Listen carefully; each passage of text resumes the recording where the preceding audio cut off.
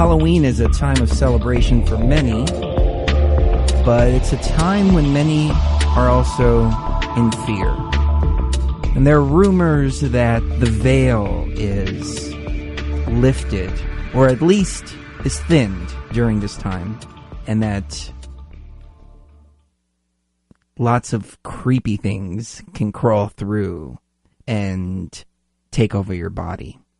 Is that really the case? I mean, does the veil really thin around this time, or is that just folklore?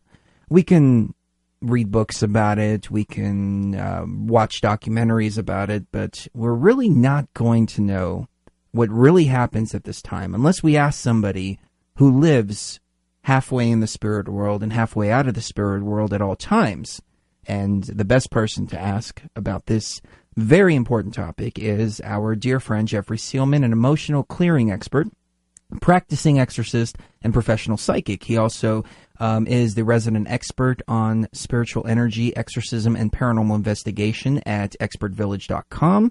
He's been on the show many times. He's been practicing transcendental meditation from the age of 16 and has turned to helping people out there who are dealing with negative emotional energies, demons, ghosts, and unexplained occurrences and things that go bump in the night. So his website is starclear.com. He's been on the show many, many times before. A dear friend of ours. Jeffrey, how are you doing, sir? I am doing well. Thank you so much for having me on the show. Excellent. Thank you very much for joining us. How are you doing? How are you feeling? We hope everything is well. Doing great. Always a busy time this time of year. And pretty much at StarClear, which is the name of my business, my work, every day is Halloween. That's from a song lyric. What song is that? Every day is Halloween.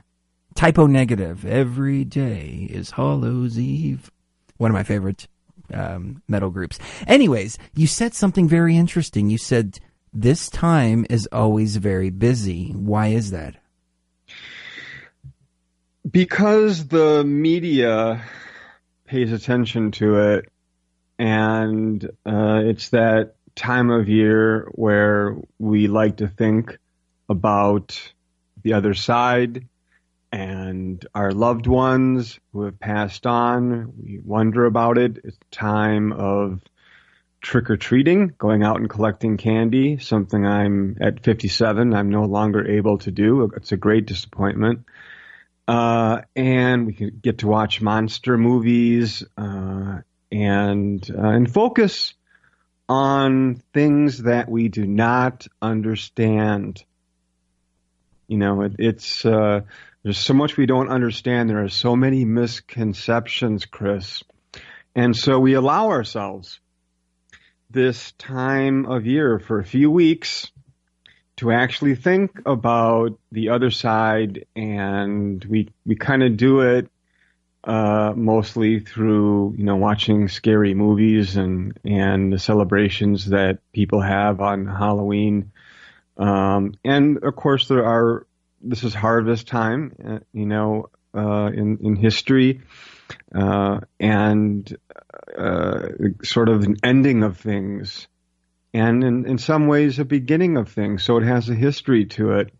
But I think what it means to us now, you know, is just more of an excuse to actually take a look at ourselves and what we call the other side, and some people call heaven. And it's really wonderful. I think people look forward to it. It's also, you know, it's kind of a holiday, and it's a holiday where we can spend time. It's a non-stressful holiday. You know, where it's not a matter of, you know, flying across the country and getting together and making these huge dinners and all the rest of it. Really, you know, it's just a matter of getting together with friends. And letting our kids go out and get as much candy as possible, and a special time of year. It seems like there's not as much pressure on families, especially the mom of the household, for Halloween as there is for Thanksgiving and Christmas and even New Year's in some cases. And so I think that's why Halloween is more relaxed and people feel more creative and comfortable with Halloween than they do for Thanksgiving or Christmas. And it's pretty understandable considering that all of this happens, Halloween, Day of the Dead, and the Witch's New Year all happens in Scorpio, because many cultures believe that at this time of the year, the veil between this world and the next world is thin and it's penetrable and you can see it. You can actually see things during this time of year that you wouldn't see, say, in the middle of April.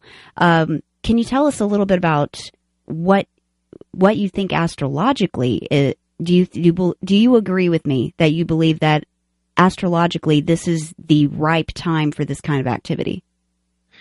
Well, Cherie, I do. I think that the veils are thinner. I'm not exactly sure why, but the other side is always there.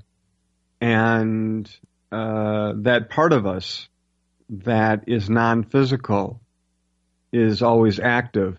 But yeah, this time of year, it seems that people see more things, report more things.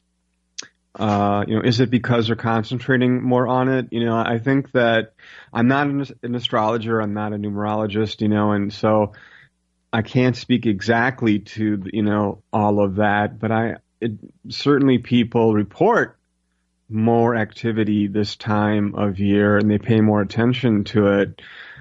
I would not say that in my work of helping people who are under attack or are trying to defend themselves from negative emotional energy or negative spirits, I would not say that they call me or Skype me or email me more than any other time of year. Something I've said for, essentially 25 years that I've been doing this professionally.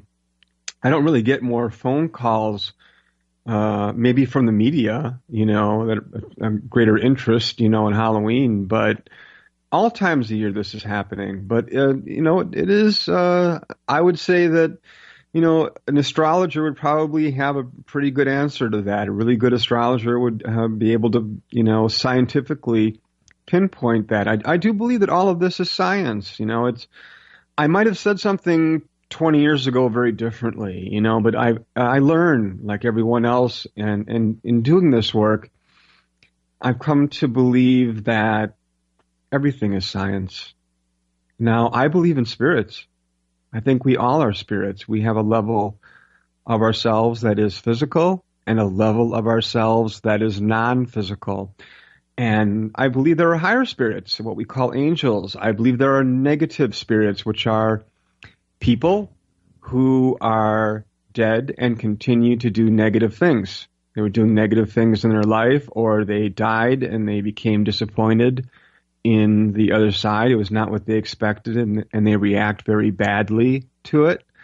And there also are very powerful spirits out there that people call demons. Very many names for them. Well, I definitely want to get into the demons right on the other side, because that's got to be the creepiest, in my opinion. Because when you refer to a demon, at least the way most people think of it, it's pure evil. And when you talk about pure evil, there's no rhyme or reason to it. All it wants to do is destroy, cause chaos, cause havoc. We'll be right back.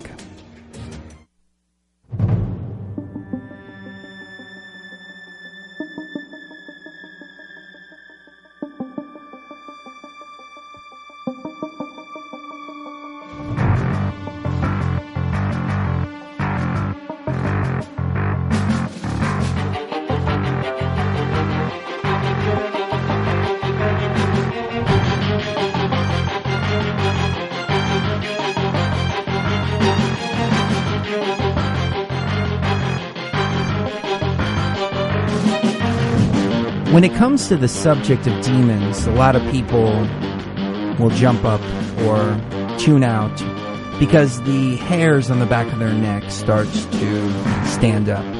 As a matter of fact, my mother would not let anybody say the word the devil in her house. And there was a lot of Greek phrases that, like, oh, you're going to go to the devil, or the devil is going to damn you. And it's kind of an expression, not really meant literally, but it's more of a form of speech expression, a figure of speech. But she didn't even allow us to say that. She would do the cross, and then she would do this little prayer and everything. It was funny. Anytime we would say it. So what is the definition of a demon? A demon is an ancient spirit or devil, especially one thought to possess a person or act as a tormentor in hell.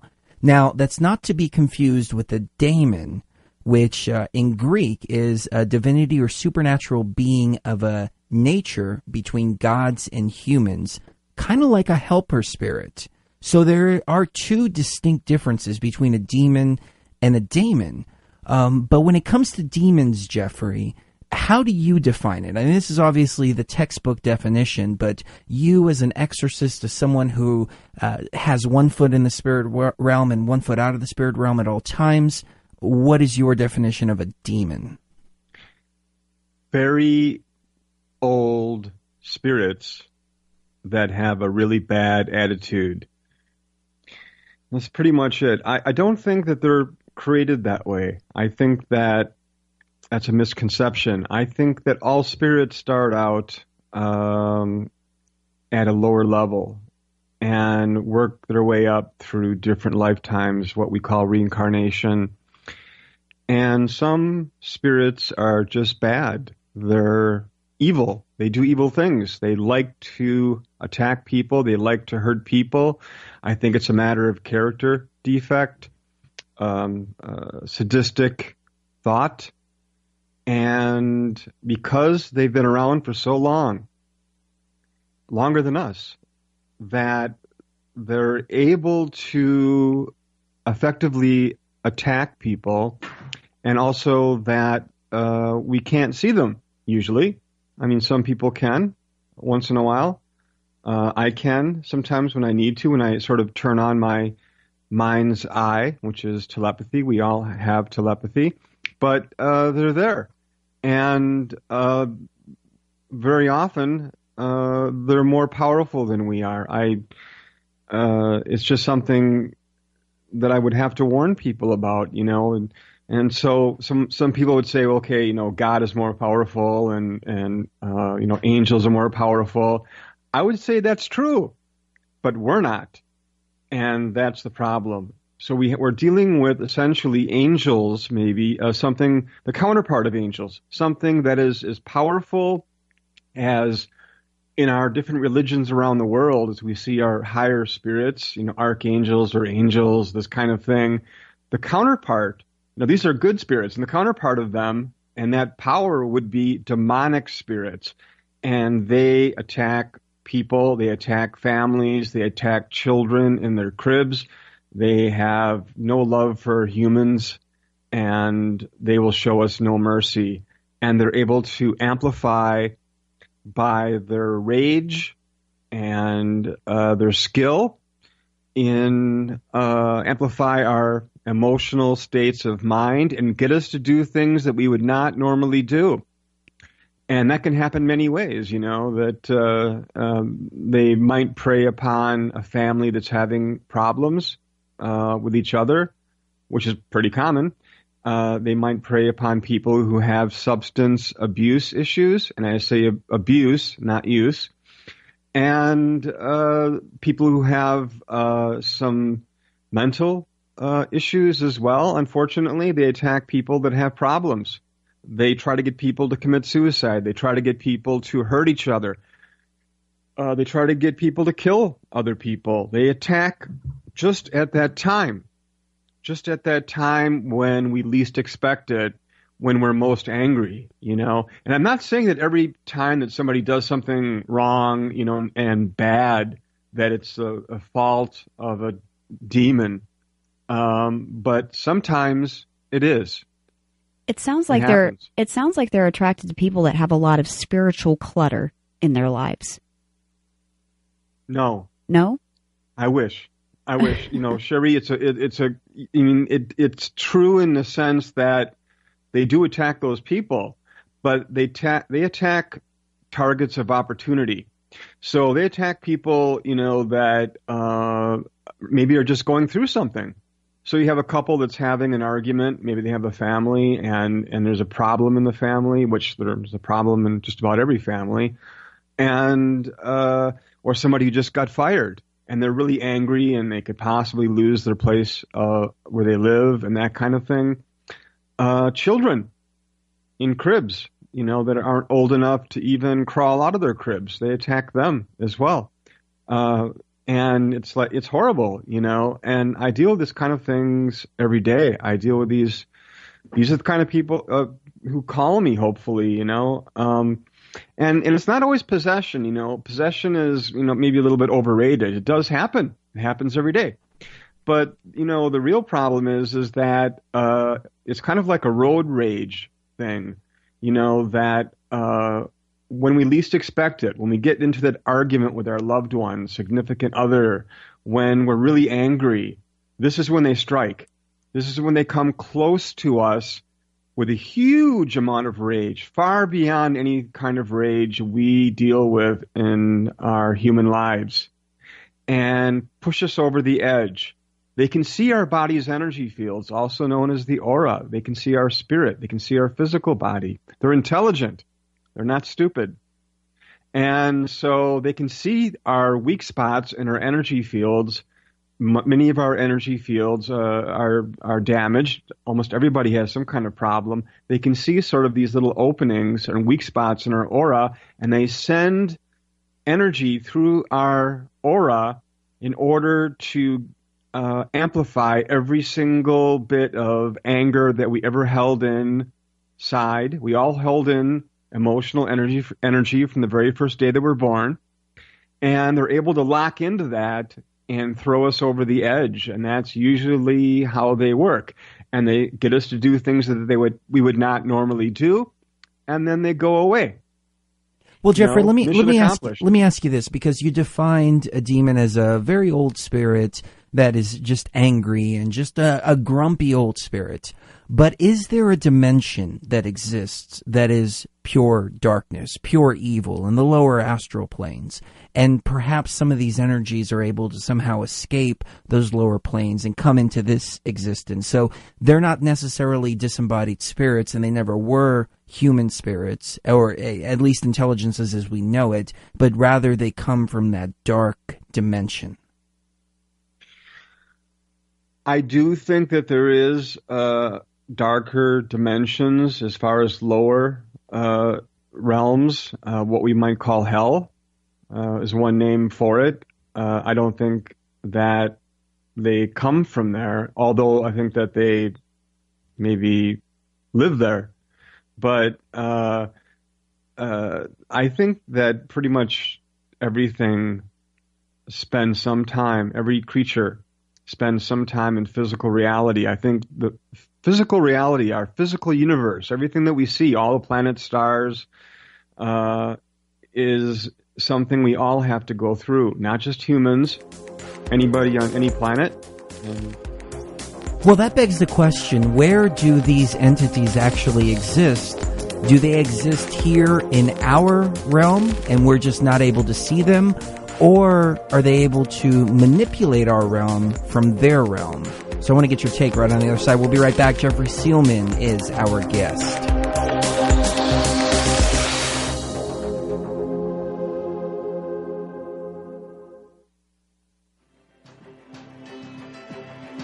When time is but a loop, with a loose stitch in the universal cloth, seize upon the chance traveler and step beyond the veil.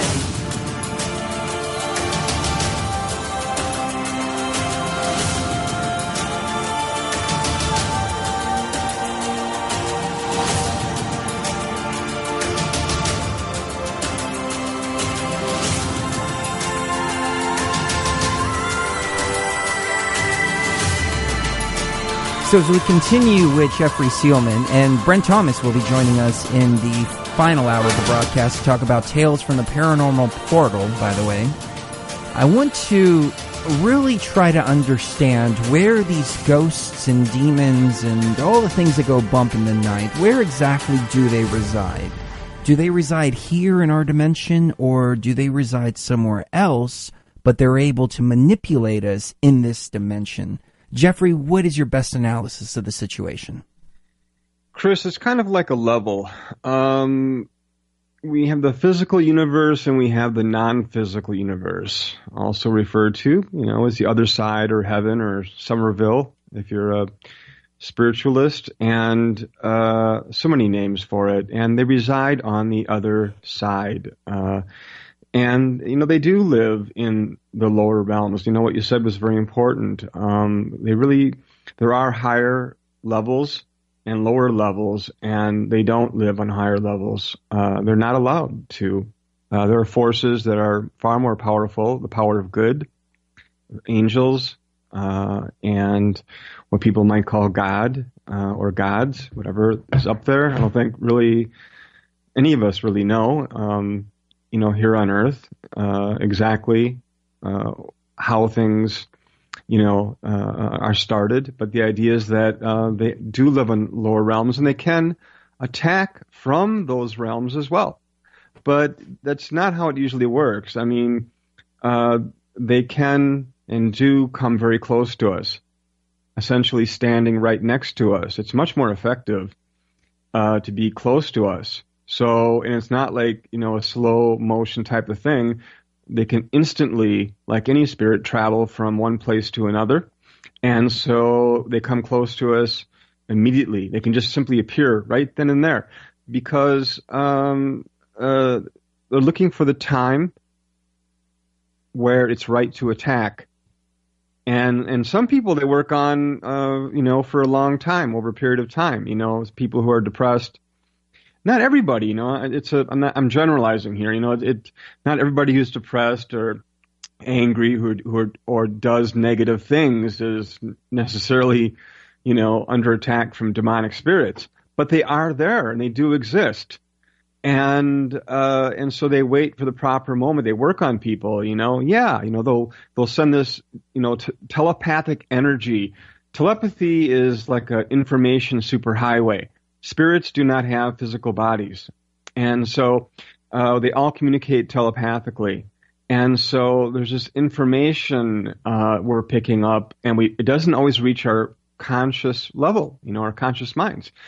And so they work on us and people who they think they can affect in order to accomplish havoc, in order to destroy everything that's good.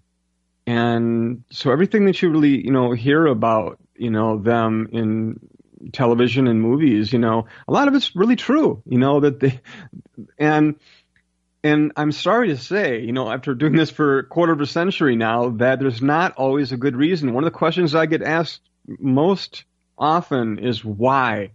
Why are they doing this? And the answer is, it's different every time. There is no logical answer.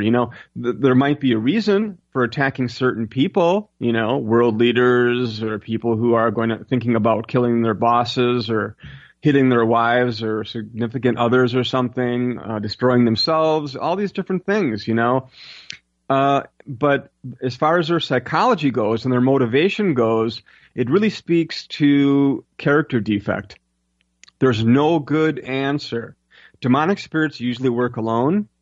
It's not always true. I've seen them work together and band together in order to accomplish a goal. Well, yeah, you see it in the Bible with Legion. Mm-hmm. Yeah. I mean, but also they're pathological liars. And so I usually refer, when I'm talking about demonic spirits or negative people who are dead and do negative things, which are 100 times more common than demonic spirits, that they're essentially criminals that are on the other side, that do not have physical bodies. And as you know, that criminal psychologists write books and books and books about the motivation of why criminals hurt people and do negative things, especially violent criminals that hurt people for seemingly no reason, torture people, and kill people for no reason, and they don't know.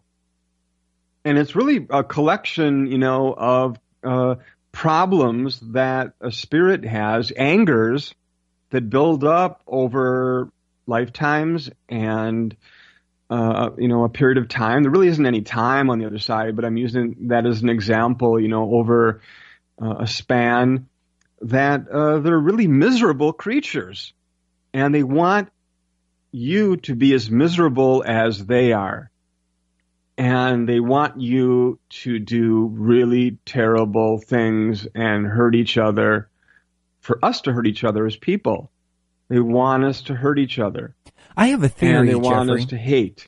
I have a theory this is their food. This is what, they like to do. And there's no good reason for it. There's not one particular reason for it. This is how they entertain themselves, by making people miserable. As kind of a power trip in a way. I have a theory on that, and that is that the lower realm, whether you want to call it a demon dimension or reptilian dimension or whatever you want to call it, they actually feed on our negative emotional energy. And so when we do these crazy things like you described, or when we act outside of our normal way of acting or treating each other, then they're actually thriving. And that's why there's so much suffering and war and death in the world, because there really is a lower dimension that is thriving upon what we do. It's true. And I also think it's very important to understand that negative people that are dead, are angry people, are 100 times more likely to attack people than demonic spirits, just because there are far more of them. Far more people out there attacking that are dead, that are attacking live people, that are angry with their lives and angry with the other side. It's not what they expected it to be. Many people, think they can do whatever they want, and when they die, they simply wink out. And when they find out that they don't, or when they find out that all their friends went to heaven or something, and they thought that, hey, if you don't believe in my religion or something, you're going to go to hell, and then that doesn't happen, and they get angry, and they have to look at their lives. That makes them angry. Our perceptions change when we die, and we're able to see ourselves and look at our lives and look at how other people felt about us and feel about us. And when our perceptions change, when the physical plane, our physical world is removed, our perceptions increase.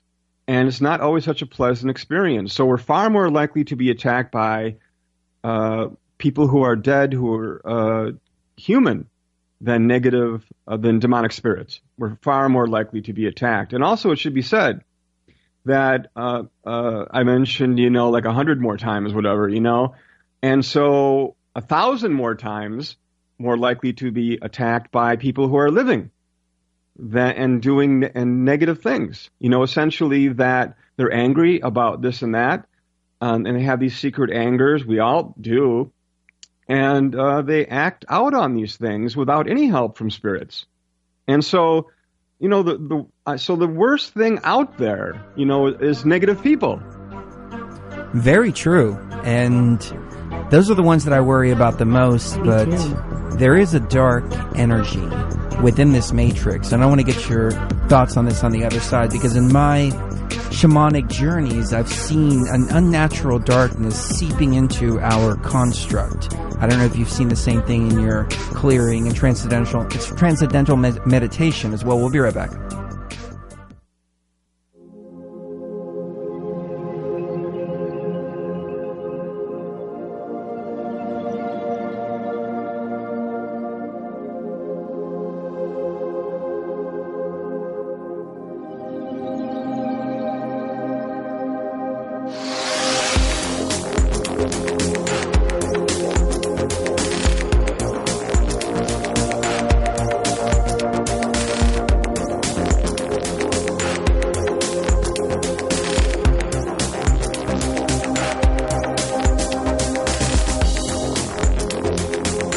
As I mentioned before the break, in my shamanic journeys, I've had visions of our construct, and the construct is being overrun by an unnatural darkness. It's like a thick black smoke that's seeping through a crack in a wall, and it's offsetting the natural light and dark balance of this construct. And it's funny because going all the way back to the very beginning, I was always shown that we live in not so much of a world, but more so a construct.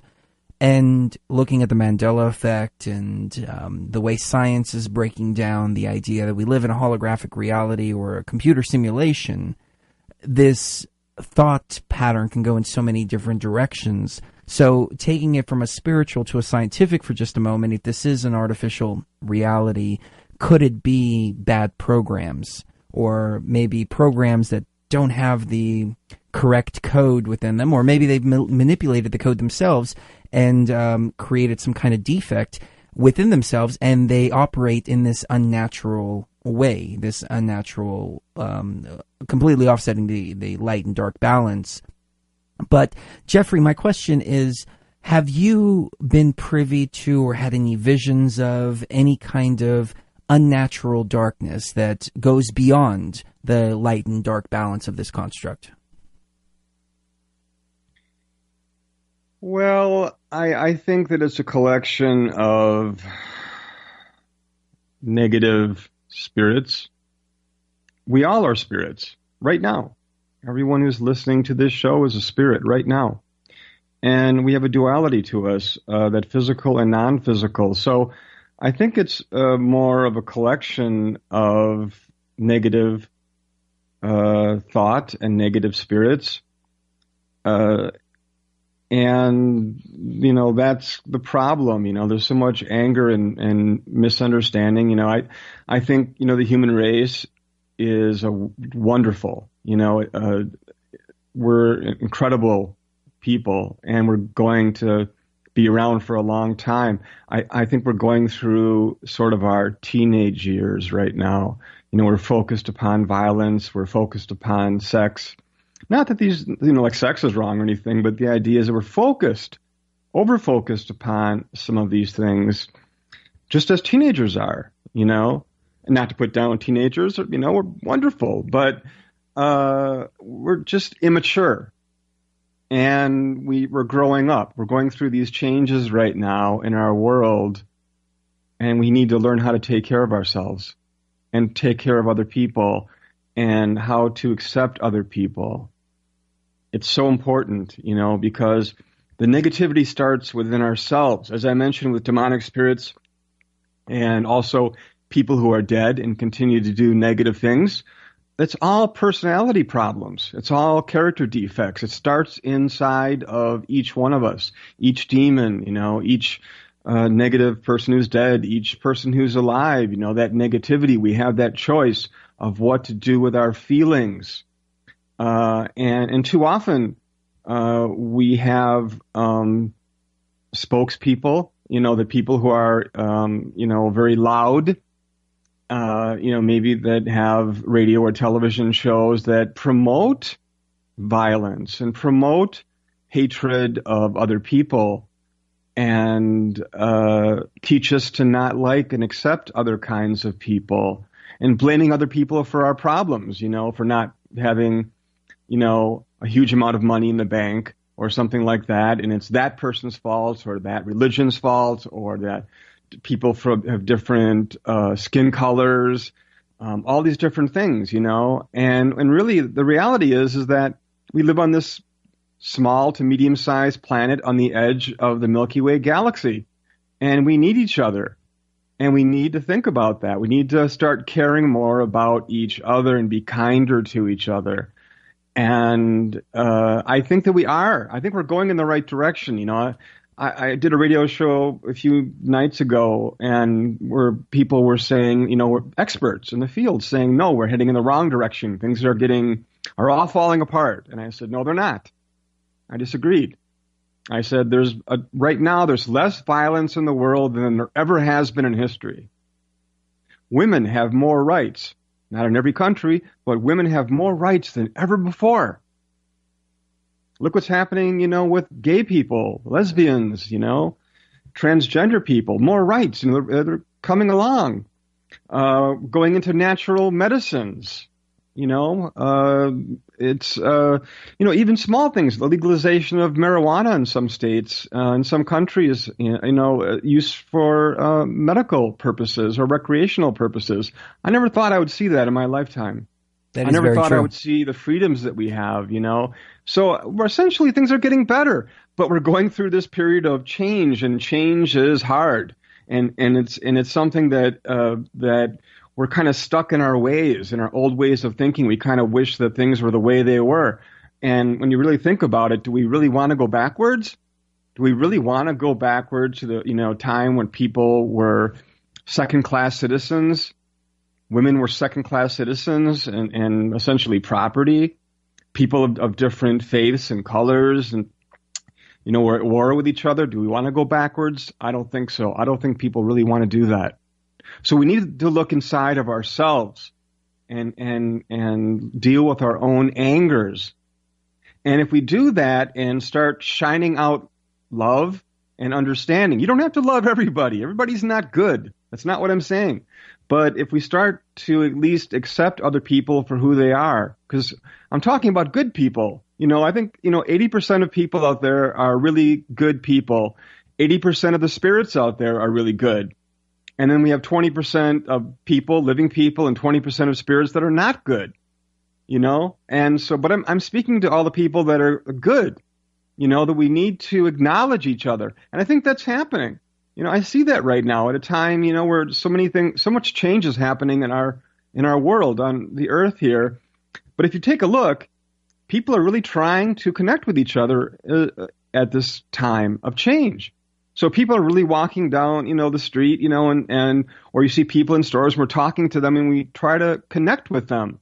I think people are really reaching out to each other and saying, hey, I'm one of those good people. And I think it's very important that we do that. I think it's really important that we reach out, see somebody walking down the street or something, and maybe smile and just say, hey, good morning. And we can change that person by doing that. And they may be really sad, something happened in their life. Maybe they're dying. Maybe they're, just went through a breakup. They're just sad about so many things. There's a lot of poverty going on, and a lot of, misunderstandings about people. We can change that by being kind to one another. Just little simple things. Good morning. How you doing? How you feeling today? Changing that person. It'll change that person's whole day. It might, turn their whole life around. We have an incredible amount of power in each of us to be able to help our friends and our neighbors and get past our prejudices. We can do these things, and we will. We can fix this world. We can fix the climate problems that we have that do exist, and go on and on and on. Too many people talk about that the world's coming to an end in Armageddon and everything's sliding down, or God's going to fix our problems. We can, destroy the planet and someone else will fix it. Well, that's not going to happen. Because be very sure, that, I use an example. If, your dog does his business on the carpet, you can pray all you want. Guess what you're going to find tomorrow morning on your living room carpet? Yep. So it's up to us. True. I know, Sherry, it's so true. We have that power. So people ask me, why are not angels stopping all of this? Why isn't God stopping all this? Why does God let this happen? Well, we let this happen. Right. It's like the Second World War, Spirits didn't kill everybody. People did that. Why do these things happen? Well, we're doing these things to each other. We don't have to do that. We can stop that from happening. We have to be kinder to each other. We do. We have the power to make this world a living heaven or a living hell, whichever we want to make it. Well said, Sherry. It's so true. It's so true. Each of us has the power of change, and that's why I think there are plenty of aliens, and I speak about that in my books, that I've had my own personal experiences. Why aren't they coming down and helping us and teaching, teaching us how to grow, proper crops and how to fix everything really quickly? Well, then we would resent them. We would count on them for every little thing. and then we wouldn't learn anything. We have the power to fix the problems with our climate, to fix the problems within ourselves, misunderstanding of other people and prejudices and stuff. We can get rid of that stuff ourselves. Wow, I didn't even realize we were at the end of the hour, Jeffrey. Give us your websites real quick, please. You can reach me at starclear.com, starclear.com. Excellent. And just get a hold of me. I'm very easy to get a hold of. Talk to me and send me a Skype or an email or call me anytime. Be happy to answer your questions. Excellent. Thank you so much for your time. Great speaking to you. And we'll be right back, ladies and gentlemen. Brent